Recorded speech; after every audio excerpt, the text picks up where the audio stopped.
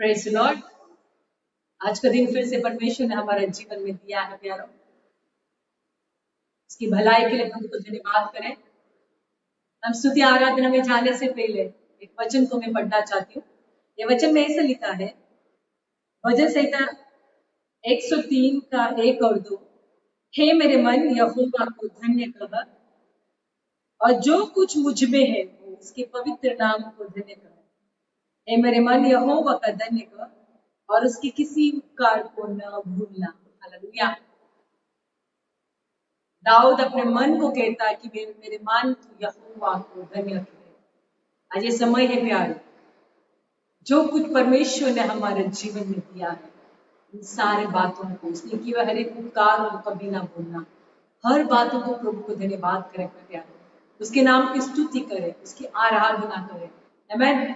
कि हर चीजों से परमेश्वर ने, सिर्फ दुनिया की चीजें नहीं, खाने पीने की नहीं, सबसे बड़ी बात परमेश्वर ने हमारे जीवन में अपने पुत्र यीशु मसीह को भेजकर जो उद्धार उसने हमारे जीवन में किया है प्यारो, जो हमें पाप के बंधन से उसने हमें छुड़ाया है, शैतान के हाथों से उसने हमें बचाया है, उस नरक के रास्ते से निकाल कर फिर से स्वर्ग और उसने हमें कदम रखने के लिए उसने हमें सहायता किया प्यारो। उन सारे बातों के लिए प्रभु को धन्यवाद करें। उसने हमारे परिवार को संभाला है, हमारे बच्चों को, हमारे परिवार को, हमारे रिश्तेदारों, हमारे सभी लोगों को प्यारों उसने संभाला है, अभी तक वो संभाला है, आगे भी वो हमें सुरक्षित रखने वाला परमेश्वर है। इसीलिए परमेश्वर का वचन कहता है, मेरे मन तू यहोवा का धन्य कर। उसने किए हुए एक भी किसी भी चीजों के उपकारों को कभी ना भूलना, कभी नहीं भूले। तो उसके नाम को हम धन्यवाद करें। हम परमेश्वर को क्या दे सकते हैं? हम पूरे दिल से परमेश्वर की स्तुति और आराधना करें, वो उसी में प्रसन्न है प्यारो। परमेश्वर का वचन कहता है, जो मुझे आराधना करे वो सच्चाई और आत्मा से मुझे आराधना करे, मेरे वचन करे। तो प्यारो, आए समय पर अपने आप को उसके हाथ में समर्पण करे, अपने आप को उसके हाथ में दे, सौंप दे और कहे, प्रभु तू मेरे घर में, मेरे परिवार में, मेरे जीवन में महान से कार्य कर। Thank you Jesus. हालेलुया। स्वर्गीय पिता, हम तुझे धन्यवाद करते इस पवित्र समय के लिए। सच में पिता, तूने किया हर एक उपकारों के लिए हम धन्यवाद करते, हर चीजों के लिए हम आपको धन्यवाद करते प्रभु जी।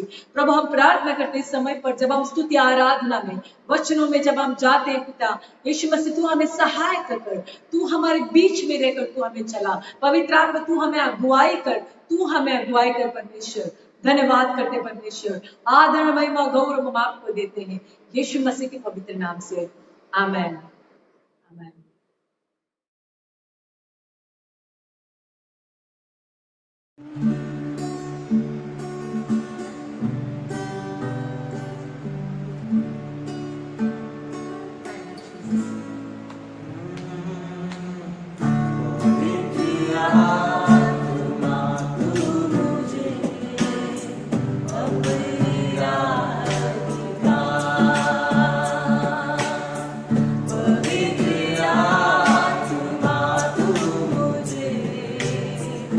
अपनी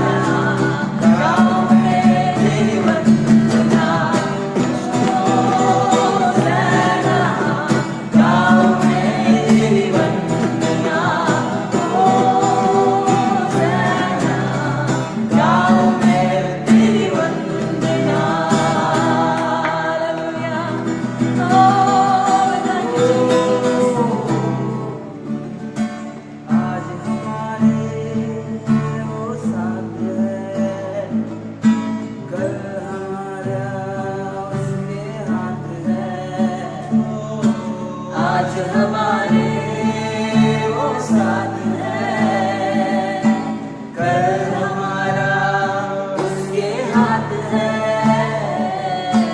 तारक नाम यीशु नाम, जय जय नाम यीशु नाम। तारक नाम यीशु नाम, जय जय नाम यीशु नाम।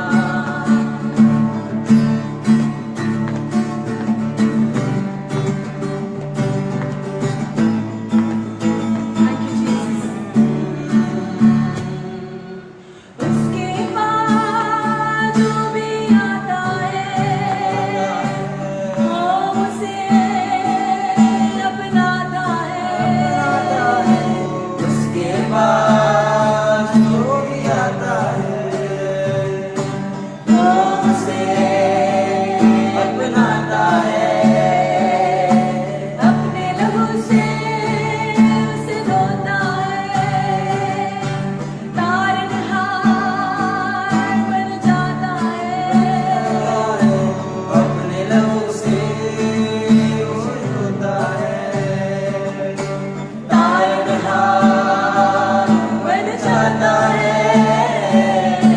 तारक नाम यीशु नाम, जय जय नाम यीशु नाम। ओ तारक नाम यीशु नाम, जय जय नाम यीशु नाम। बहती नदी को प्यासे देखो,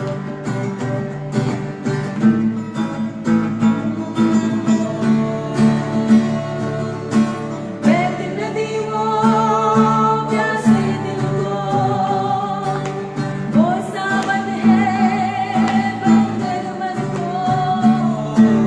बहती नदी वो प्यासे दिल को, वो सावन है बंदर मन को।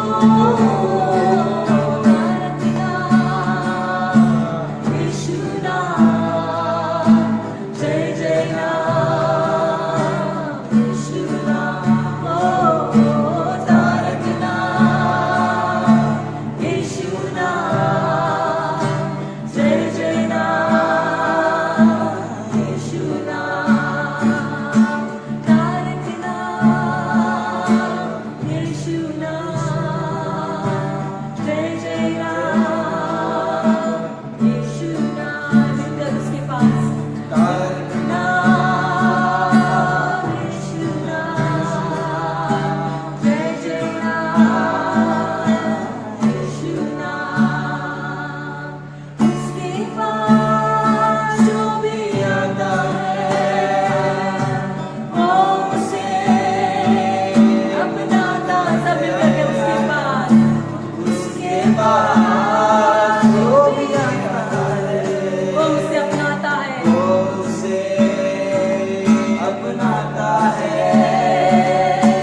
अपने लहू से उसे धोता है, तारनहार बन जाता है। अपने लहू से उसे धोता है, तारनहार बन जाता है। तारक नाम यीशु नाम, जय जय नाम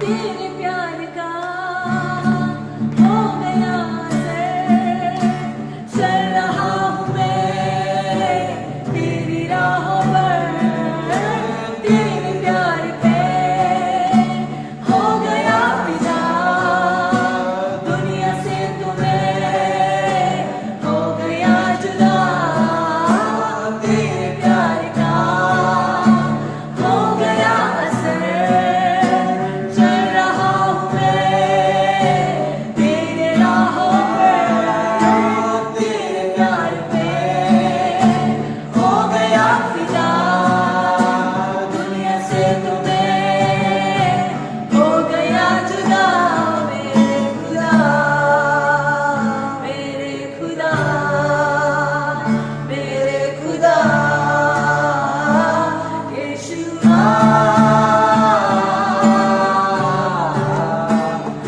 यीशुआ, ओ यीशुआ, सब मिलकर यीशुआ, ओ यीशुआ,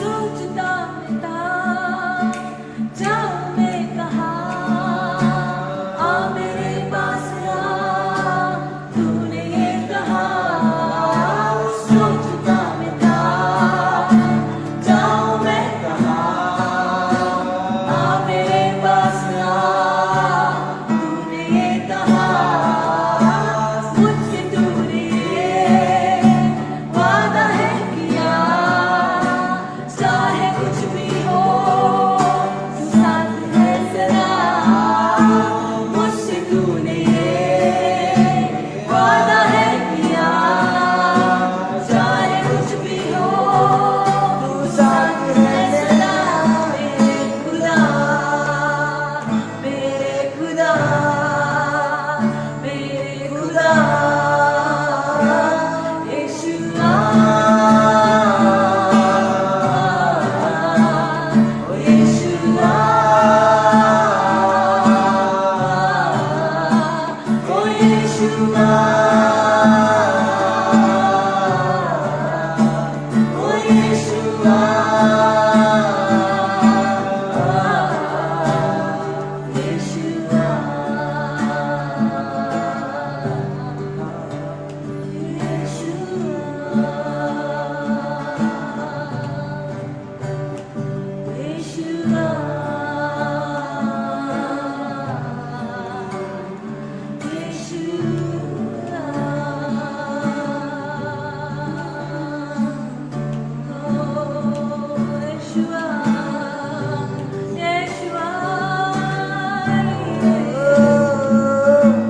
Thank you, Lord.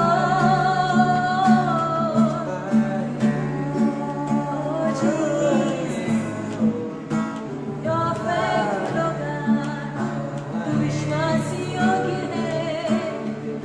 Thank you, Lord. Jesus.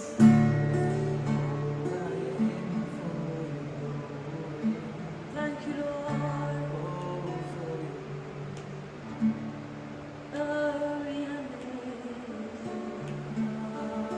Jesus, we thank you, Lord. Thank you, Jesus. स्वर्ग के पिता, हम आपको धन्यवाद करते हैं परमेश्वर, तू हमारा खुदा है, तू हमारा शेफर्ड है परमेश्वर। हाँ परमेश्वर, तू हमारा साथ सदा रहता है। तूने हमसे वादा किया है परमेश्वर, चाहे कुछ भी हो मैं तुम्हारे साथ रहूंगा, तुम्हारे संग रहूंगा। प्रभु तुझे हम धन्यवाद करते हैं वादा के लिए, हमारे साथ सदा तू रहता है, इसलिए तुझे हम धन्यवाद करते हैं प्रभु। हर पल तू हमें चलाता है मेरे राजा, तूने किया हर एक वादा है परमेश्वर हमारे जीवन में समय पर तू पूरा करता है प्रभु जी। तुझे हम धन्यवाद करते हैं। इस समय परमेश्वर हमें सभी को तेरे हाथ में समर्पण करते हैं प्रभु जी। को टीम को तू आशीष कर प्रभु, सच्चा आत्मा से तेरी महिमा करने, तेरी वचन गाने के लिए तो हमें हर एक को सहायता कर प्रभु। जितने लोगों ने इस आराधना में स्तुति में भाग लिया है प्रभु, सभी को तू आशीष कर करके मांगते हैं। आगे का समय यीशु मसीह में आपका हाथ में समर्पित करते हैं प्रभु जी। जो जीवित का वचन आपका दास देने वाला है परमेश्वर, हमारे सभी के आत्मिक आंखों को, हमारे कानों को तू खोल प्रभु जी, ताकि हम आपका आवाज को सुन पाए परमेश्वर। धन्यवाद करते हैं ये सुंदर समय के लिए, तेरी उपस्थिति के लिए प्रभु। तो हमारे बीच में हम विश्वास करते हैं प्रभु। धन्यवाद करते पिता यीशु मसीह के पवित्र नाम से, आमेन आमेन।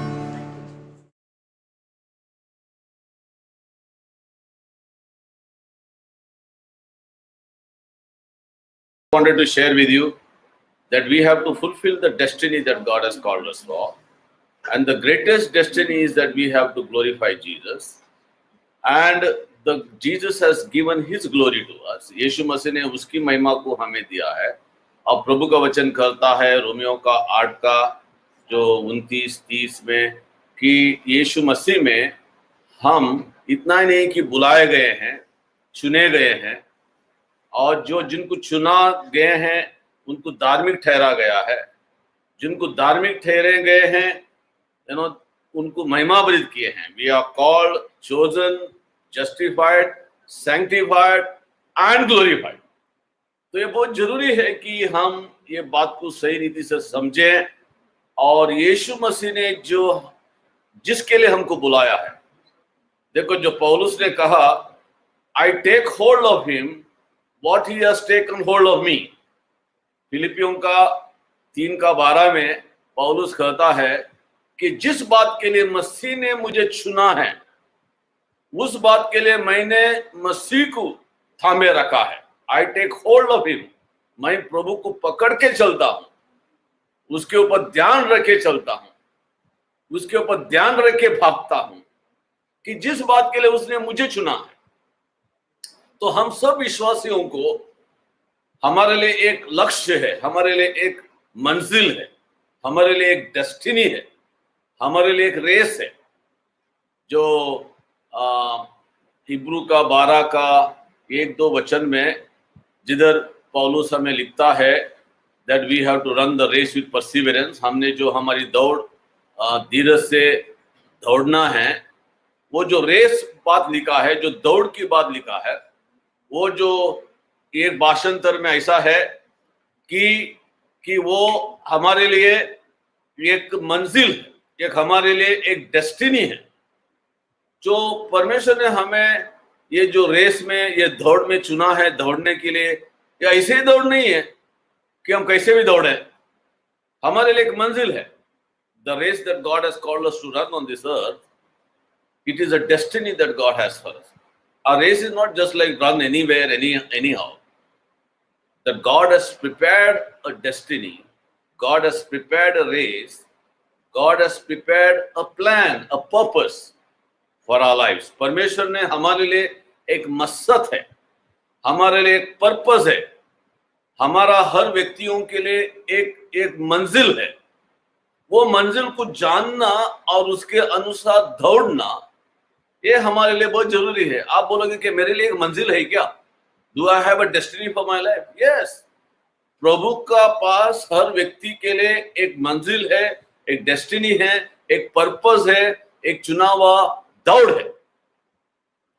Every one of us on this earth who believe in Jesus Christ have a destiny, have a purpose, have a race for them to run, and God has specifically given each one of us a task to fulfill which God has called us for। तो आप बोलोगे किधर है परमेश्वर का वचन में लिखा है? इफिसियों का 2 का जो 10 वचन बहुत जरूरी है। हम बहुत बार खाली इफिसियों का 8 और 9 बोलते हैं, हम अनुग्रह से उद्धार पाए हैं, है ना, और हमारा उद्धार कोई हमारा खुद का काम से मेहनत से नहीं हुआ है, ये प्रभु का अनुग्रह है। मगर हम 10 वचन को भूल जाते हैं। Many times we only remember Ephesians chapter 2 verse 8 and 9. We only say that we are saved by grace through faith, not by our good works. But we forget the verse 10. Verse 10 क्या कहता है? Verse 10 में ये लिखा है that we are workmanship created in Christ Jesus. ये workmanship है, ये actually इसका ओरिजिनल मतलब है we are poem of God. We are a song of God. परमेश्वर का एक संगीत है, एक पोएम है, हम एक पोएट्री हैं। और जो पोएट्री, जो पोएम प्रभु का हमारे लिए जो लक्ष्य है, we are workmanship means we are a poem of God on this earth. God has a purpose. परमेश्वर का हमारे लिए एक मकसद है, एक मंजिल है। We are workmanship created in Christ Jesus. Yeshu Masih में हमारे मंजिल है। जैसा मेरी पत्नी मडिकेरी की थी, है ना, कर्नाटका में जो मडिकेरी कुर्ग डिस्ट्रिक्ट थी। मैं तो एक गांव का गुजर पे तो बहुत पीछे जो गांव था, जो अभी तक ज्यादा बड़ा नहीं है, उड़पी से कम 5-6 किलोमीटर दूर है। मगर मैं बॉम्बे में आया और मैं नौकरी करने लगा, मैं प्रभु का सेवा करने लगा, और मेरे लिए परमेश्वर की मंजिल था प्रभु के लिए दौड़ना।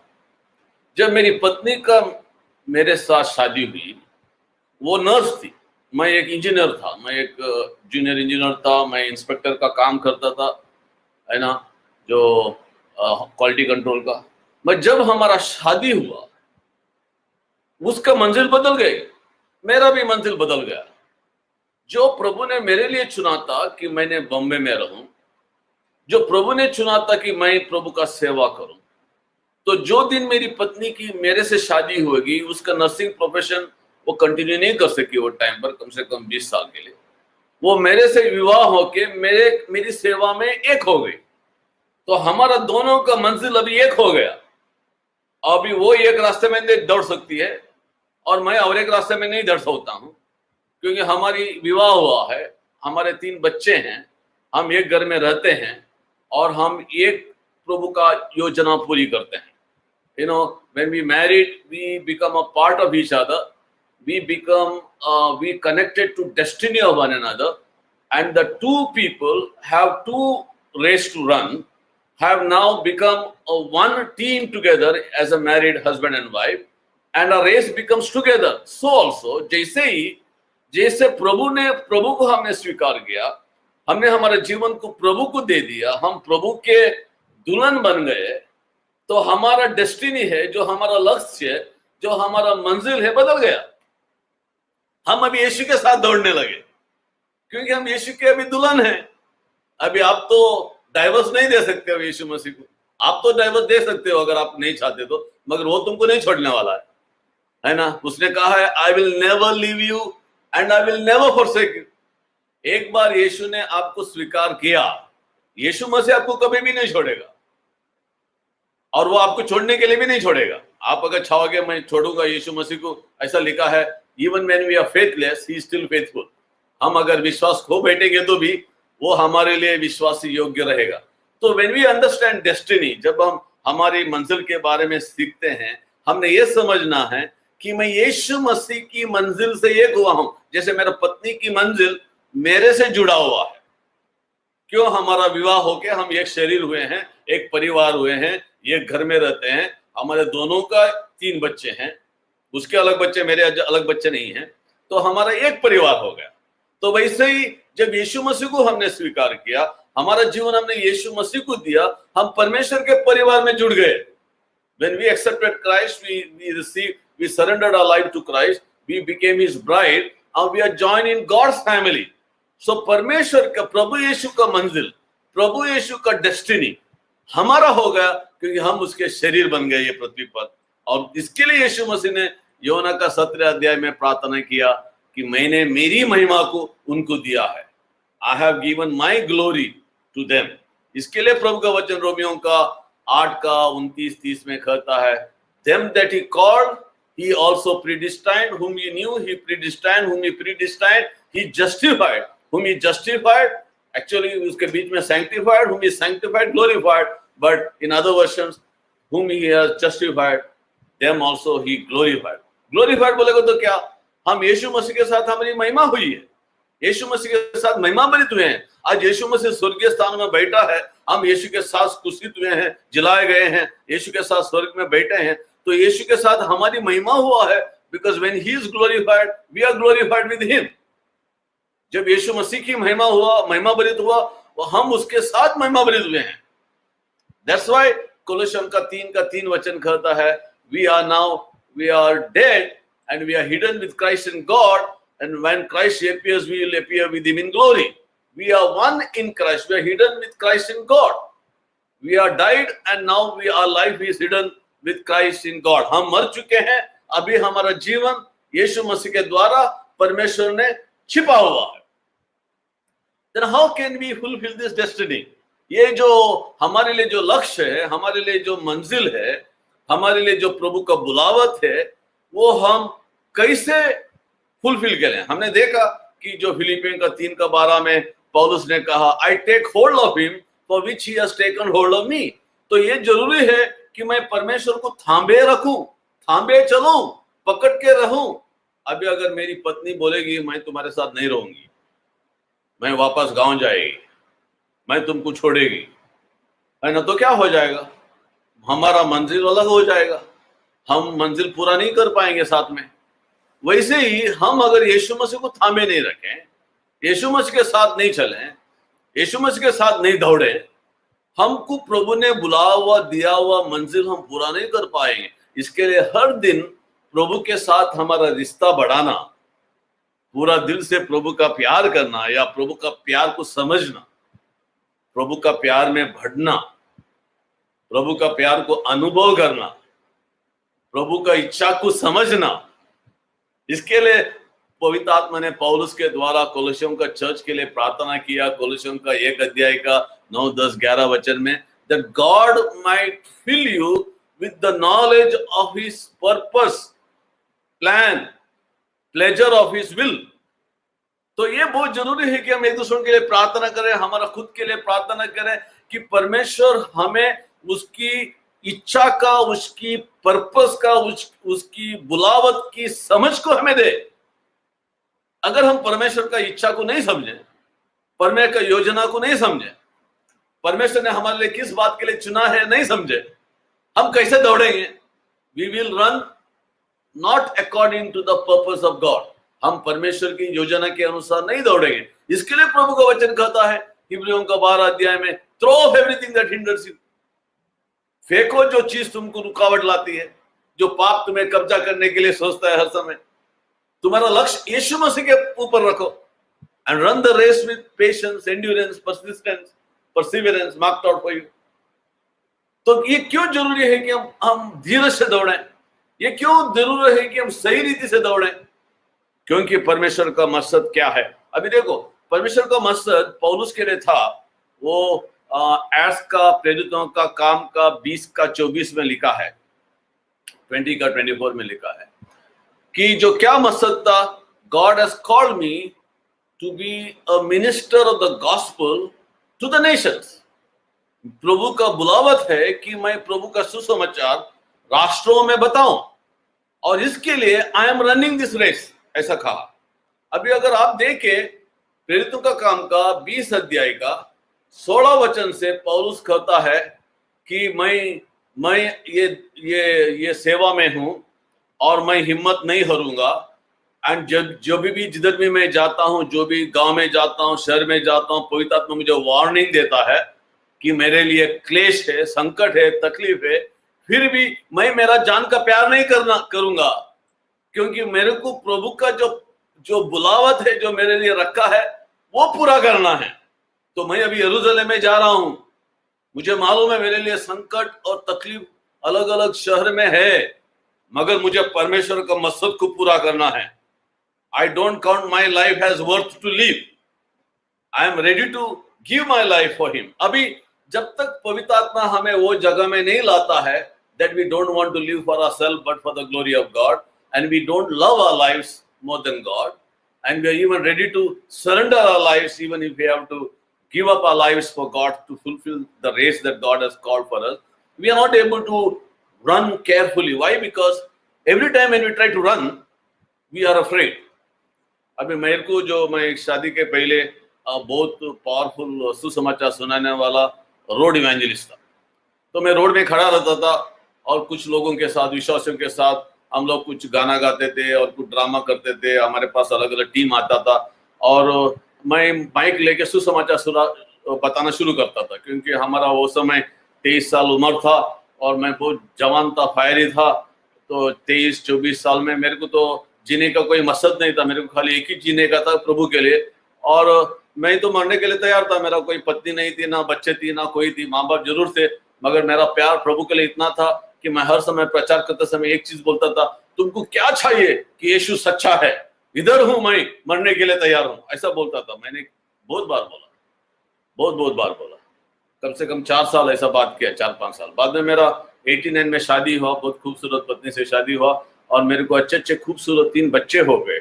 और उसके बाद में जब भी मैं सोचता था कि जोश से प्रचार करूं और बताऊं कि मैं प्रभु के लिए मरने के लिए तैयार हूं, उनका तीनों चेहरा मेरे सामने आता था। और मेरे इतने खूबसूरत प्यारे बच्चे थे, मैंने सोचा अभी मैं मरूंगा, क्या हो जाएगा, मेरा बच्चों के लिए क्या होएगा। तो मैंने बोलना बंद किया और मेरा अंदर एक डर आ गया सुसमाचार सुनाने के लिए। उसके बाद में मैं सड़कों में जाके प्रचार करना कम हो गया, क्योंकि मैंने सोचा अभी मैं मर जाऊंगा, मेरा बच्चे के लिए बाप नहीं रहेगा। तो क्या हो गया, मेरा प्यार बच्चों के ऊपर ज्यादा हो गया, प्रभु के लिए कम हो गया।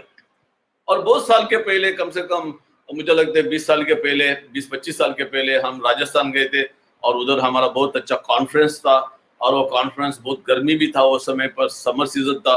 और पवित्र आत्मा मुझे जल्दी सुबह उठाता था और मुझे बहुत समय प्रभु की उपस्थिति में समय बिताता था। और जब मैं प्रभु के उपस्थिति में समय बिताता, प्रार्थना करता था, मेरा दिल पवित्र आत्मा के आग में भर गया। जब मेरा दिल पवित्र आत्मा के आग में भर गया तो प्रभु ने मुझे एक प्रश्न पूछा एक दिन, क्या तुम मेरा प्यार तुम्हारा बच्चों से ज्यादा करते हो क्या?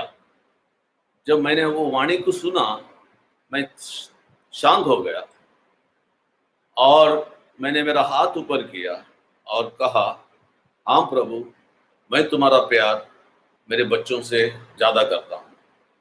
जब मैंने ये स्टेटमेंट बोला प्रभु को, इमीडिएटली मेरे अंदर से डर निकल गया। और उसके बाद में कभी भी मेरा मन में मेरा बच्चों का याद आता है, मैं उसको बाजू में कर देता हूं। मैं बोलता, मैं विश्वास करता हूं प्रभु ने मेरे दिल में प्रभु के लिए मेरा प्यार बच्चों से ज्यादा, पत्नी से ज्यादा, पैसे से ज्यादा, ये दुनिया से ज्यादा दिया है। और प्रभु मुझे शक्ति देगा ये पृथ्वी में दौड़ने के लिए। नहीं तो हर समय में हम प्रभु के लिए कुछ करने के लिए जाते हैं और हर समय हम कोई भीड़ में प्रचार करते हैं और हमको लगता है अभी मेरे को कोई आके मारेगा, मैं मर जाऊंगा, तो मैं मरेगा तो क्या होएगा, क्योंकि हमारा खुद का जान का प्यार हमारा ज्यादा होता है, या हमारे लिए कोई बच्चों के लिए ज्यादा प्यार होता है, या हमारा जायदाद के लिए ज्यादा प्यार होता है, तो हम मरने के लिए डरेंगे। तो हमारे में पवित्र आत्मा ये परिस्थिति लेके आता है, या ये हमारी रिश्ते हमें लेके आता है कि वो हमें हर बातों के लिए मरने के लिए हमको शक्ति देता है। इसके लिए पौलुस ने कहा फिलिपियों का 3:10 अध्याय में, 3 अध्याय का 10, 11, 12 में पौलुस कहता है, that I want to know him and the power of his resurrection and the fellowship of his suffering। मैं प्रभु को जानना चाहता हूं, उसकी पुनरुत्थान की सामर्थ को, और उसका जो मेरे लिए जो लक्ष्य है, या जो I want to know him, power of his resurrection and fellowship of his suffering। अभी जब मैं नया विश्वासी था, मैं प्रभु से प्रार्थना करता था। प्रार्थना करते समय मैं प्रभु को बोलता था, प्रभु मैं आपको जानना चाहता हूं और आपका रेजरेक्शन पावर को भी जानना चाहता हूं। I want to know him and the power of his resurrection and fellowship of this suffering। जो तीसरी बात होता है, मैं उधर बंद करता था प्रार्थना। क्यों? मैं प्रभु को जानना चाहता था and I wanted to know him, power of his resurrection। वो तीसरी बात, उसके जो तकलीफ में, उसके जो सफरिंग में, क्लेश में मुझे भागीदार होना है, तब मैं सोचता था नहीं, मुझे तो नहीं होएगा। मगर हर व्यक्ति के जीवन में पवित्र आत्मा हमारे में मेच्योरिटी लेके आता है। अभी समझ लो, मैंने पति पत्नी का आपको उदाहरण दिया।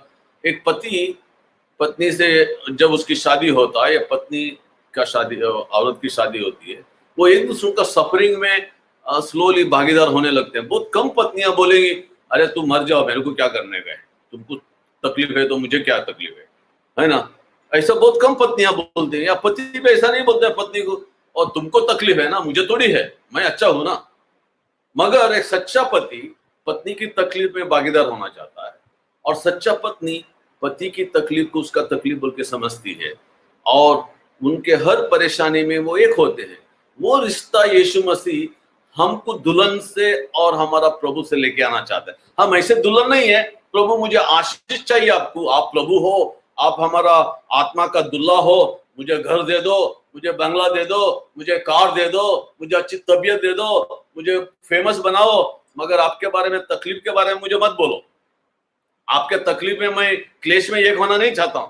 आपके लिए तो मार तो नहीं खाना चाहता हूं, आपके लिए तो मरना तो कभी नहीं चाहता हूं, मगर मैं ये पृथ्वी में बहुत फेमस बनना चाहता हूं। प्रभु मेरे को सब कुछ दे दो, मेरे लिए कोई कमी नहीं रहे। कौन सी तरह की आप दुल्हन हो? कि आप ऐसी दुल्हन हो खाली तुम्हारा दुल्हा से आशीष चाहते हो? ऐसा दुनिया में बहुत से पत्नियां हैं, वो पति को बोलते हैं देखो भाई, जाओ कुवैत जाओ, बहरीन जाओ, सऊदी जाओ, है ना, काहे को इधर बैठे हो, इधर तो तुम्हारी तनख्वाह बहुत कम है ना। तो वो शादी के बाद कुछ लोग पत्नियां चाहती हैं कि पति बाहर गांव जाके बहुत कमा के लाए, और उधर जाते हैं, दुबई में जाते हैं, बाहर गांव जाते हैं, पत्नी के अकाउंट में पैसा भेजते रहते हैं, इधर पत्नी पैसा निकालती है, बहुत मजा बीजा करती है, और बाद में जब पति गांव में आता है 2 साल के बाद, पैसा नहीं है, किधर हो गया, सब खर्चा कर दिया। तो वो वापस जाता है, वापस कमाते हैं, वापस आता है। कुछ लोगों का पति शादी के बाद बाहर गांव में ही है, और कुछ लोग उधर ही मर गए हैं। क्यों? पत्नी को खाली पैसा चाहिए, पति नहीं चाहिए। तो कुछ पतियों को खाली पत्नी चाहिए, उसका जो भलाई बुराई नहीं चाहिए। ऐसे भी कुछ पतियों हैं, मगर हम ऐसे दुल्हन नहीं है यीशु मसीह का, ध्यान से रखो। हम यीशु मसीह के साथ उसके सच्चे दुल्हन हैं, सच्चा पूरा दिल से उसका प्यार करता है। हम इतना ही नहीं, उसके आशीषों की चाहते हैं, हम उसके क्लेश में भी एक होना चाहते हैं। वैसे लोग यीशु मसीह के लिए ये पृथ्वी पर उनके डेस्टिनी को, उनका मकसद को, मंजिल को पूरा कर सकते हैं। Hope the English people can understand what I'm saying. See, we are a true bride of Jesus. We are not the bride that we want, some wives today in the world, they want their husbands only to earn money and give them the money. They are not bothered what kind of work their husbands are doing in abroad and what trouble they are going through. They only want money, and as long as husband sends the money, they're happy. When husband doesn't send the money, they think about some other man, so to go after some other man. And when a husband is earning there, sending the money, they keep on spending the money. And when a husband comes back after 1 or 2 years, he doesn't find any money in wife's account. Only few wives who are wise, they save. Other wives, they spend. And then there are troubles in the house. And she wants again, after 1 or 2 months, again she starts pressuring the husband. Don't stay here. You go back again. Go earn money. We have to look after children. We need a house. We need a future. So she's only concerned about the blessings, but she's not concerned about her husband's trouble and husband's future. So we are not that kind of bride. We are the true bride of Jesus. It's not that our husband is not a poor person. He is the owner of the whole earth and heaven, but he wants us not only to enjoy his blessings, but he wants us to join with him in his suffering. That's why he said, they that join with me in my suffering will also will experience my glory. तो प्रभु की महिमा हमारे जीवन में तब बढ़ती है जब हम प्रभु के क्लेश में एक होना चाहते हैं। That's why प्रभु ने पौलुस बहुत क्लियरली लिखता है रोमियों के 8 में, the present suffering that we are enduring is nothing compared to the glory that we are going to enjoy forever with Lord. जो हमारी तकलीफ जो हम प्रभु के लिए ये पृथ्वी पर सहन रहे हैं, ये हमारी जो ग्लोरी है, जो महिमा है, जो प्रभु के साथ हम अनुभव करने वाले हैं अनंत काल तक, can never be compared for the present suffering for the glory that we are going to enjoy forever with God. तो आप जो प्रभु के लिए दौड़ते हो, कि आपकी दौड़ में अगर सामर्थ्य आना है कि हमारा जीवन परिपूर्ण 100% प्रभु के लिए समर्पण होना है, मैं जीऊं या मरूं, मैं प्रभु के लिए जीऊं। और ये जो तकलीफ की समय पर जो दुनिया में आ रही है, हमारे लिए एक बहुत बड़ा प्रश्न है कि हम क्या तकलीफ से डरते हैं, क्या हम बीमारी से डरते हैं, क्या मौत से डरते हैं? प्रभु ने हमारे लिए एक मंजिल रखा है, वो मंजिल को पूरा करेंगे। मेरे साथ में एक बहुत अच्छा वर्ड को आप देखो कि लिखा है जो प्रोवर्ब्स में, ये बहुत बहुत पावरफुल वचन है जो जो जो हमारे लिए लिखा है। वो प्रोस का 2:21, नीति वचन का 2:21, इधर ऐसा लिखा है, For all my godly lovers will enjoy life to the fullest and will inherit their destinies. हर व्यक्ति जो मेरा प्यारा है, all my godly lovers, ये मैं पैशन ट्रांसलेशन से पढ़ रहा हूँ। For all my godly lovers will enjoy life to the fullest and will inherit their destinies.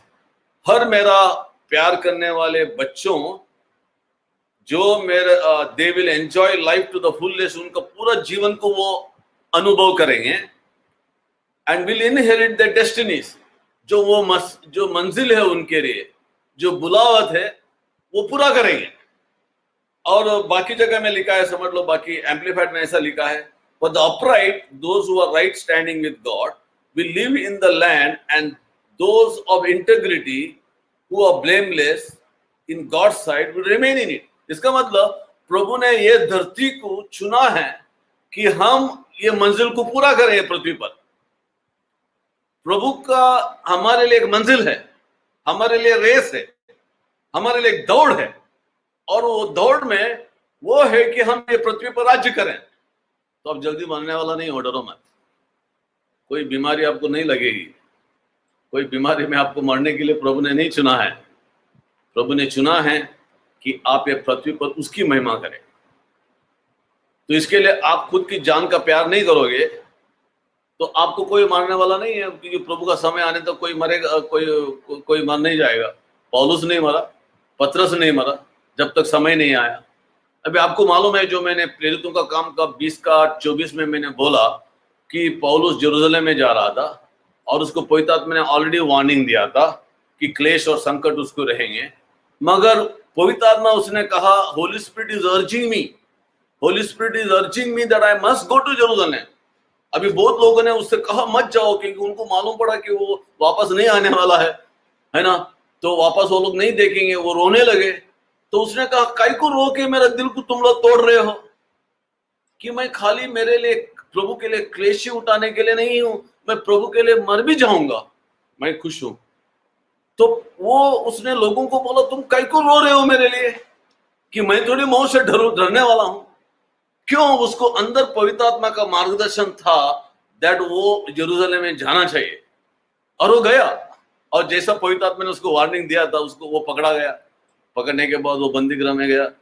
बंदीगृह से क्या हो गया आपको मालूम है, वो स्टोरी सब कैसे रिया और यरूशलेम के बीच में क्या क्या हुआ, और कितना लोगों को सुसमाचार सुनाया, फेस्टस को सुनाया, है ना, फेलिक्स को सुनाया, अग्रिप्पा को सुनाया। बाद में क्या हुआ, जब टाइम आ गया उसको रोम में भेजा गया, और जब वो रोम में गया, रोम में जा रहा था, मलिटा में पहुंचा, माल्टा में उधर रहा, उधर प्रभु का राज आ गया, उधर सुसमाचार सुनाया, उधर बीमारी चंगा हो गए, उधर कुछ सांप उसको काटने के लिए आया हो, उधर भी उसको उसने आग में फेंका, और बाद में फाइनली रोम में गया। अभी वो टाइम में रोम में जाना बोलेगा तो बहुत बड़ी बात थी, क्योंकि रोम जो टाइम, उस टाइम पूरा पृथ्वी को राज्य कर रहा था, एम्परर सीजर उधर था।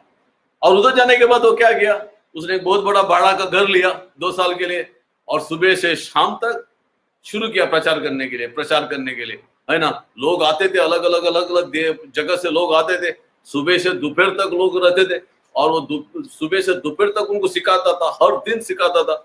2 साल के अंदर रोम को हिला डाला। बाद में जब प्रोसिक्यूशन बढ़ गया, और बाद में उसको प्रभु के लिए शहीद होना पड़ा, और जब टाइम ऑफ नीरो के टाइम पर प्रभु ने उसको बहुत बड़ा मौका दिया कि प्रभु यीशु मसीह की महिमा के लिए वो जान दे सका। मगर जब तक उसने उसका लक्ष्य पूरा नहीं किया, उसकी मंजिल पूरा नहीं किया, कोई उसको मार नहीं सका। 40 लोगों ने उपास प्रार्थना पकड़ा।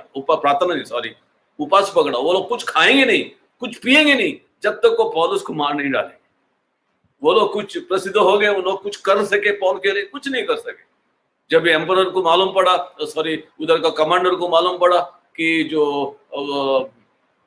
पौलुस का नेवियो ने आके बताया, और तब उसने बहुत बड़ा लोगों के साथ, सैनिकों के साथ, घोड़ों के साथ, स्पीयरमैन के साथ रातों रात पौलुस को ऊपर बिठा के, है ना, उसको एक बहुत बड़ा महाराज के साथ जैसा उसको भेज दिया, है ना। और उसके बाद में उधर वो बंदीखाना में था, और बड़े बड़े राजाओं को सुसमाचार सुनाने का मौका पौलुस को मिला। जिन लोगों ने ये जो वाव किया, हम खाएंगे नहीं पिएंगे नहीं जब तक हम पौलुस को मार नहीं डालेंगे, वो लोग कुछ नहीं कर सके। वो लोग खाने के बिना पीने के बिना मर गए होंगे, क्योंकि अगर उन्होंने वाव लिया हम खाएंगे नहीं पिएंगे नहीं जब तक पौलुस को नहीं मरेंगे, उनके पास अगर हिम्मत था, उनका वाव, उनका जो कमिटमेंट वो रखना चाहते थे, वो खाने पीने के बिना मर गए होंगे। मगर पौलुस तो नहीं मर गया।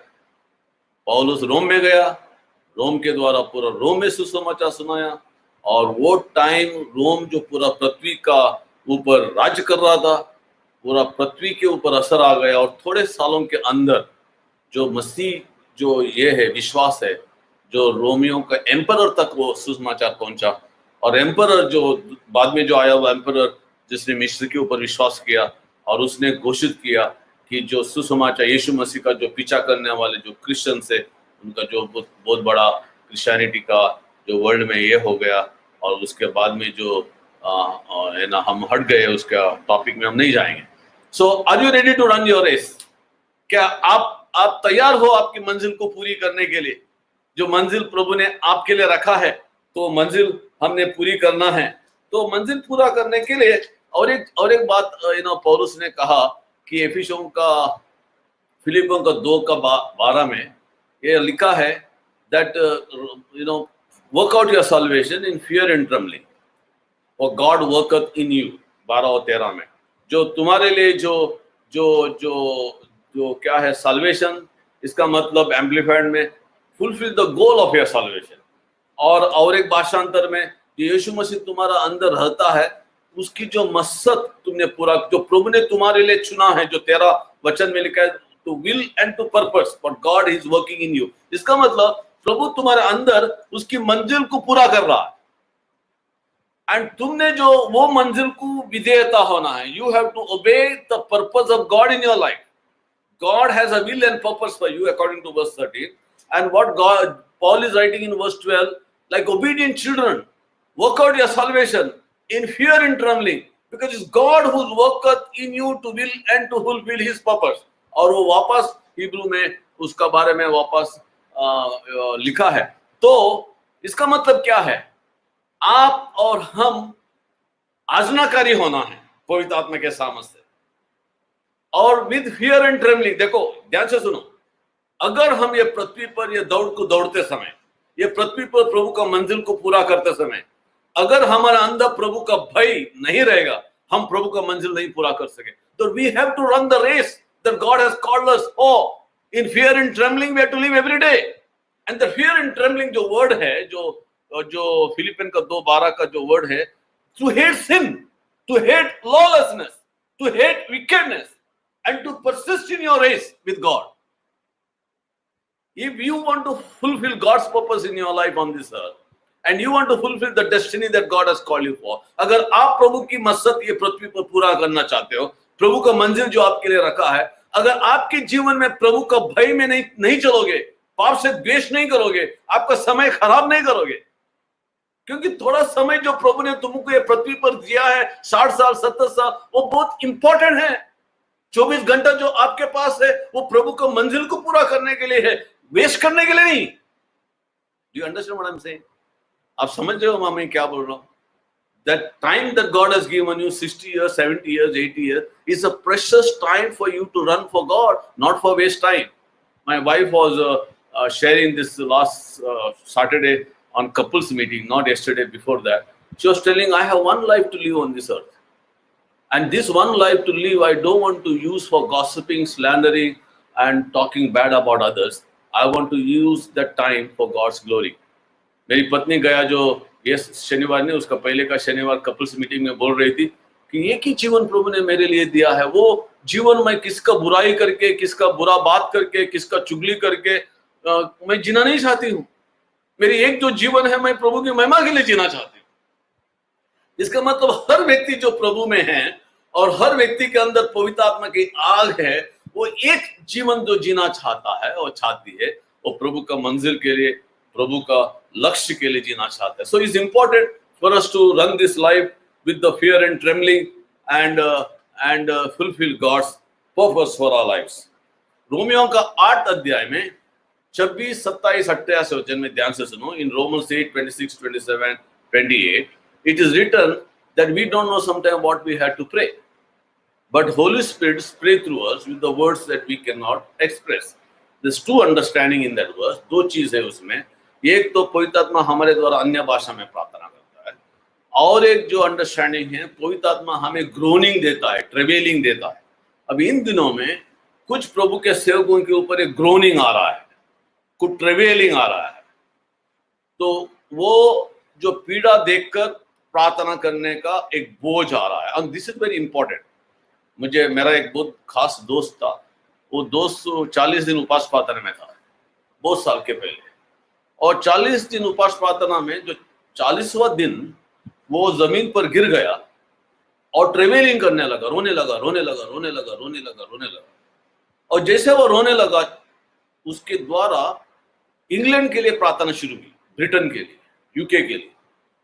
और उसने कभी सोचा नहीं कि वो जवान था वो टाइम पर, उसने कभी नहीं सोचा कि प्रभु ने उसको लंदन के लिए चुना है, इंग्लैंड के लिए चुना है सुसमाचार सुनाने के लिए। मगर वो 40 दिन का उपवास प्रार्थना में लास्ट दिन में वो प्रभु के सामने गिर गया, रोने लगा, रोने लगा, रोने लगा, और रोते रोते उसके द्वारा जो प्रार्थना आने लगी वो ब्रिटेन के लिए, इंग्लैंड के लिए। और जब वो थोड़े साल के बाद में जब प्रभु ने उसको मौका दिया इंग्लैंड जाने के लिए, उसने मुझे कॉल किया। उसने बोला, पॉल मैं आज रात को मेरा फ्लाइट है, लंदन के लिए जा रहा हूँ, पहले बार चाह रहा हूँ, मेरे लिए प्रार्थना करो। और मैंने बाद में देखा वो व्यक्ति को प्रभु ने इतना ज्यादा यूज किया यूके में, इंग्लैंड में, और प्रभु जो उधर उसकी महिमा प्रकट हुई, उसको बड़ा बड़ा कॉन्फ्रेंस में बुलाएगा। अभी इंग्लैंड ऐसा देश है या ब्रिटेन ऐसा देश है, इंडिया के जैसे प्रचारक को उतना वो लोग स्वीकार नहीं करते हैं, मगर ये व्यक्ति वो उधर फेमस हो गया प्रचारक में। तो प्यारे लोग, पवित्र आत्मा आपके द्वारा प्रार्थना करना चाहता है आपकी मंजिल पूरी करने के लिए। और मेरे को बहुत साल के पहले एक बार हम किससे बात कर रहा था, जो बात करते समय वो फोन में ऊपर मुझे बोला जकार्ता। जो वो जकार्ता बोला, मेरे अंदर एक आत्मा एक ऐसा हुआ कि मेरा दिल आत्मा में उत्तेजित हुआ। मैंने बोला जकार्ता। तो बाद में सोचने लगा, वो व्यक्ति मेरे से बात करते समय मैंने जकार्ता का वर्ड सुना, इंडोनेशिया का जो कैपिटल है, क्यों मैं इतना उत्तेजित हो गया। बाद में मुझे मालूम पड़ा प्रभु ने मुझे जकार्ता के लिए चुना है, प्रभु ने मुझे इंडोनेशिया के लिए चुना है। और मेरी पत्नी और हम 4 या 5 बार इंडोनेशिया में गए और इंडोनेशिया के लिए हमने प्रार्थना की। और इंडोनेशिया में हमने बहुत सेवा की, टीवी में बात किया, रेडियो में बात किया, बहुत जगह। एक टाइम हम गए थे, हमने 5 बार रेडियो में बात किया, जो रेडियो में हमने प्रचार किया। और वो 5 हमारा अपॉइंटमेंट था, उसमें 1 कैंसिल हो गया, पर 4 बार हम बात किया। बाकी भी जब हम गए थे, हमको ये मौका मिला उधर रेडियो में बात करने के लिए, टीवी में बात करने के लिए। और जो जकार्ता नाम का जो मैंने बोला, जो वो हमारा बहुत प्यारा एक देश हो, प्यारा शहर हो गया। इतना हम प्यार में लगे, कभी भी हम वो जकार्ता में जाते थे, हमारे दोस्त लोग हमारे लिए बहुत अच्छा जगह अरेंज करते थे रहने के लिए और सेवा करने के लिए। अभी मुझे नहीं मालूम प्रभु ने हमारे लिए उधर इतना प्यारे लोगों को रखा है, पर पवित्र आत्मा को मालूम था कि हमने इंडोनेशिया में जाना है, इंडोनेशिया में प्रभु की महिमा करना है। वैसे जो साउथ अफ्रीका हम जाते थे, कम से कम 10 बार हम गए। जब साउथ अफ्रीका जाने का टाइम आता था, हमारे अंदर आग लगती थी प्रार्थना में। मेरे पत्नी को भी, मुझे भी, दोनों को ऐसा लगता था हमें जाना चाहिए। और प्रार्थना का आग इतनी आती थी कि हमको लगता था नहीं, हमें जाना चाहिए, जल्दी जाना चाहिए। और हम गए वापस, हर साल गए। और हमने ऐसी जो साउथ अफ्रीका के लिए प्रार्थना करना शुरू किया। जब भी हमारा प्लेन साउथ अफ्रीका में जाता था, हमको ऐसा लगता था कि प्रभु की महिमा साउथ अफ्रीका को कब्जा कर रही है। ऐसे अलग अलग देश में जब हम जाते थे, हमको प्रभु बताता था ये देश प्रभु ने हमारे लिए चुना है कि हम वो देश में प्रभु की महिमा करें। तो आपके लिए मेरे लिए एक मकसद है। हो सकता है हमारी मकसद पहला हमने पूरी करना है हमारे इलाके में और हमारा शहर में, हमारा देश में। अभी आप मत सोचो अलग अलग देशों में जाने के बारे में, वो प्रभु आपको सही समय पर लेके जाएगा। मगर क्या जो मकसद प्रभु ने आपके लिए रखा है, जो इलाके में आप रहते हो, जो देश में आप रहते हो, जो शहर में आप रहते हो, प्रभु का आग आपके ऊपर है, प्रभु के एक मकसद आपके ऊपर है। वो दौड़ने के लिए प्रभु ने पौलुस को रोम में जाके उसकी सुसमाचार सुनाने के लिए चुना, जेरूशलेम हिलाने के लिए प्रभु ने सुना, मैसेडोनिया के लिए सुना था। अभी पौलुस को नहीं मालूम था उसने मैसेडोनिया जाना है, वो इंतजार कर रहा था मैं किधर जाऊं। एशिया में जाने के लिए सोचा, पवित्र आत्मा ने रुकाया, और किधर जाने के लिए सोचा, उधर पवित्र आत्मा ने रुकाया, और रात को जो प्रार्थना किया सो गया। उसको मैसेडोनिया का सपना आ गया, मैसेडोनिया में व्यक्ति बुला रहा है, उसने इमीडिएटली उसका पार्टनर से कहा चलो चलो हम फिलिपी में जाएंगे, मैसेडोनिया में जाएंगे, मेरे को दर्शन मिला है।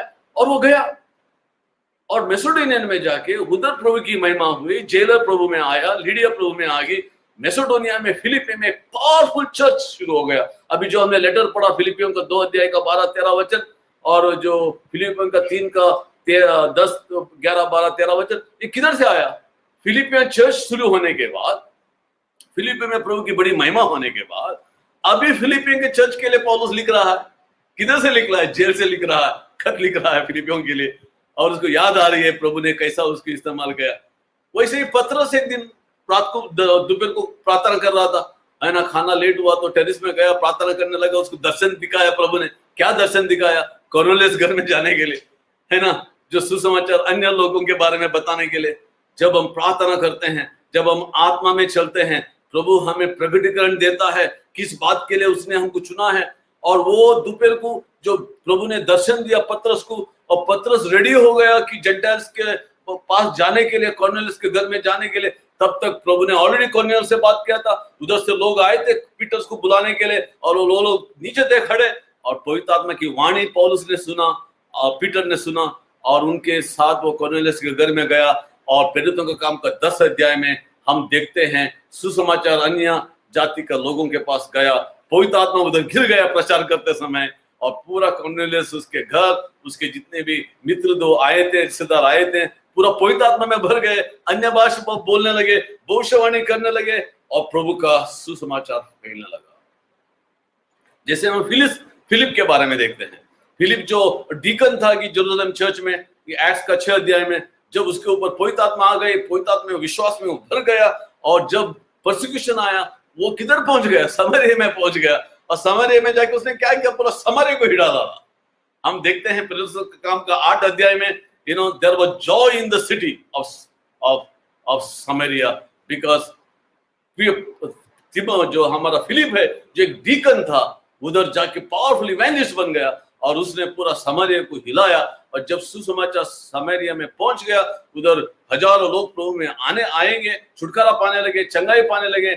जब खबर जेरूशलेम में मिल गया, जेरूशलेम की कलीसिया ने पतरस को और यूहन्ना को उधर भेजा, और उन्होंने उधर जाके उनके ऊपर हाथ रखा और प्रार्थना किया।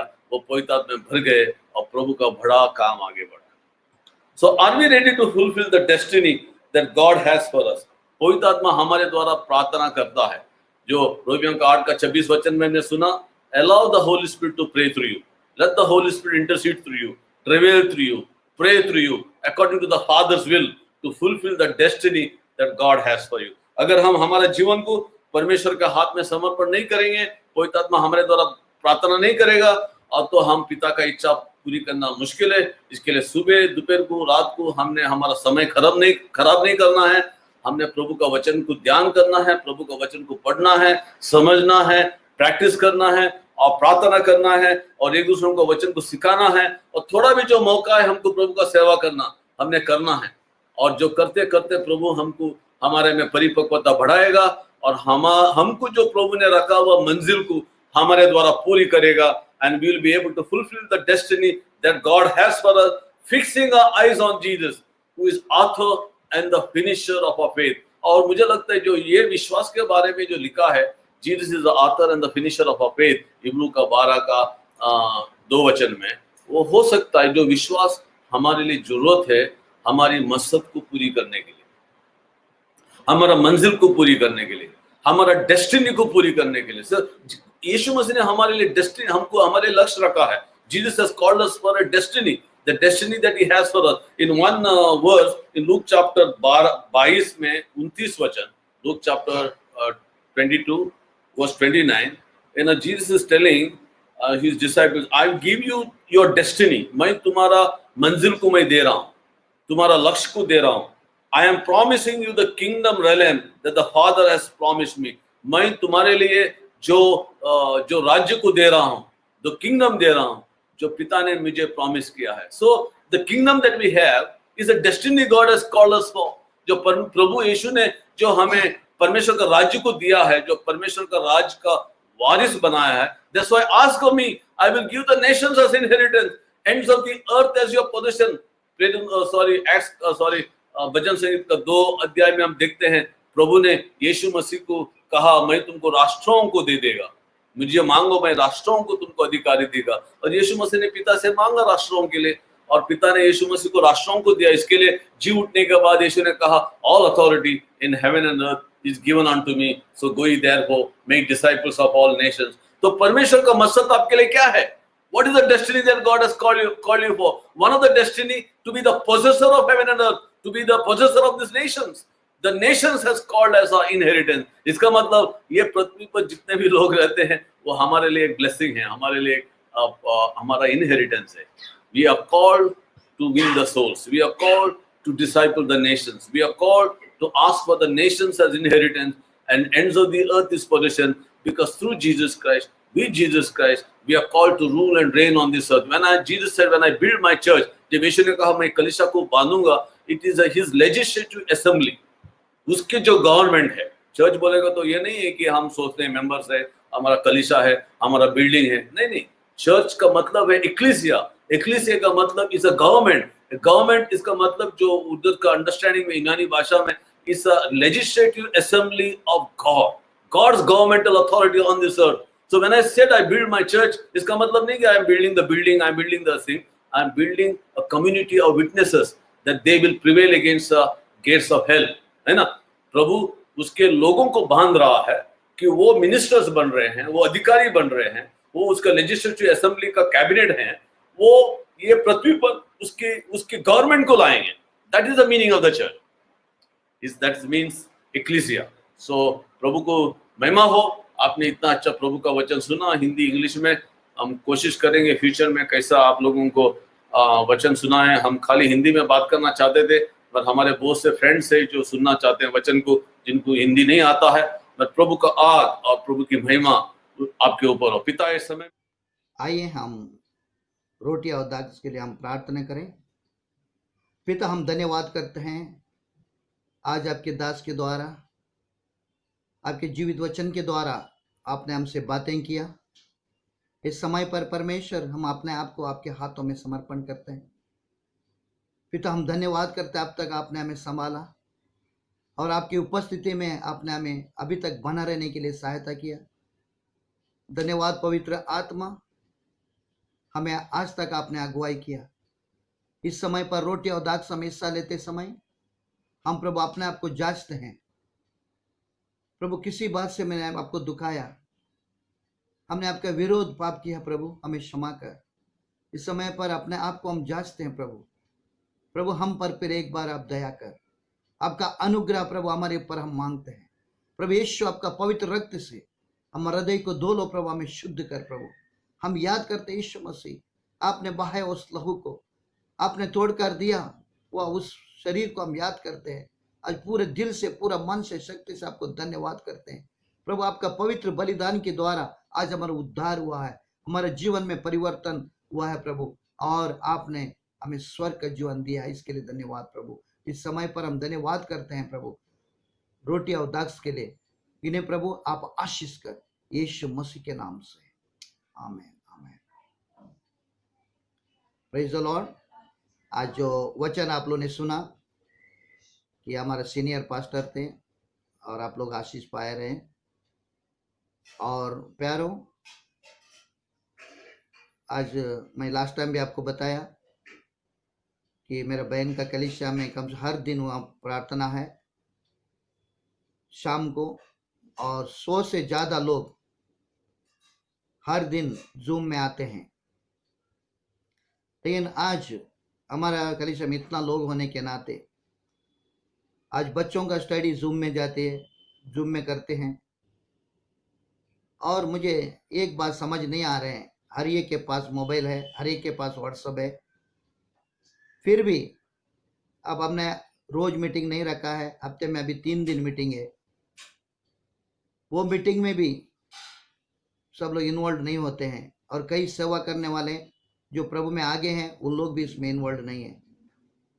प्यारों, अभी मैं आप लोग को बताऊंगा नहीं, आप टाइम को निकालें और साथ में मिलकर हम प्रार्थना करें प्यारों। और 8 लोग 10 लोग सिर्फ जूम में आ जाते हैं। हर एक के पास मोबाइल है, हर एक बच्चों को जूम में पढ़ाई होते हैं। बहुत से लोग घर पे बैठकर मोबाइल में या लैपटॉप में आप लोग काम करते हो, ऑफिस का सब कुछ करते हो, लेकिन प्रभु के उपस्थिति में आने के लिए मुझे समझ नहीं आ रहा है क्या हो रहा है। इसके लिए प्यारों, मेरा विनती है सभी लोग जूम में प्रार्थना में आप आइए और हम साथ में मिलकर प्रभु के उपस्थिति में रहें प्यारों। इसके लिए बहुत जरूरी है आखिरी दिनों में हम साथ में आए और एक दूसरों के लिए हम प्रार्थना करें प्यारों। हालेलुया। इसके लिए गुरुवार का दिन बाइबल स्टडी है 7 बजे और शुक्रवार के दिन 2 बजे बहन लोग साथ में मिलकर प्रार्थना करते हैं।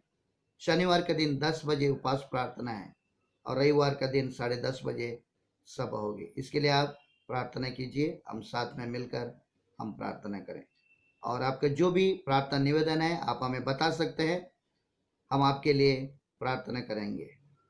और आपका जो भी दान दशवांश है आप अकाउंट में डाल सकते हो, नहीं तो हमें आप कांटेक्ट कर सकते हो। और प्रभु आप लोगों को सबको आशीष के। आइए हम प्रार्थना करें। पिता, हम धन्यवाद करते हैं हमारे सारे भाई बहन के लिए, आज कलीसिया के लिए प्रभु। फिर एक बार उन्हें आपके हाथों में समर्पण करते हैं प्रभु। और आज तक आपने हर एक को संभाला, आपने हमारा रक्षा किया परमेश्वर। आने वाले दिनों भी अब संभालने वाला परमेश्वर है। पिता, मैं प्रार्थना करता हूँ यीशु के नाम से, यदि कोई बीमार है प्रभु उन्हें छू ले, उन्हें परिपूर्ण चंगाई दीजिए प्रभु। यदि कोई कर्जा में है प्रभु, जल्दी से उन्हें कर्जा मुक्त कर प्रभु और उनका सारी जरूरत को पूरा कर। पिता, हम प्रार्थना करते हैं और कोई आर्थिक दृष्टि से प्रॉब्लम है प्रभु, उनको आर्थिक दृष्टि से आशीष मांगते हैं और आत्मिक उन्नति मांगते हैं। कलीसिया का हर एक भाई बहन को, परिवार को प्रभु आप संभाल, आप उन्हें रक्षा कर प्रभु। हम सभी को उन्हें आशीष मांगते हैं और सुरक्षा मांगते हैं। हर एक बीमारी से, पाप से, शैतान के हाथों से बचा कर रख प्रभु और आपके पंखों तले उन्हें छुपा कर रख प्रभु। हम कलीसिया को आप आशीषित करते हैं यीशु मसीह के नाम से, आमीन। पिता परमेश्वर का प्यार, यीशु मसीह का अनुग्रह, पवित्र आत्मा का सहभागिता आज से सदा तक हमारे सबके साथ रहे। सब कहें आमीन। Praise the Lord. प्रभु आप लोगों को सबको आशीष करे। God bless you.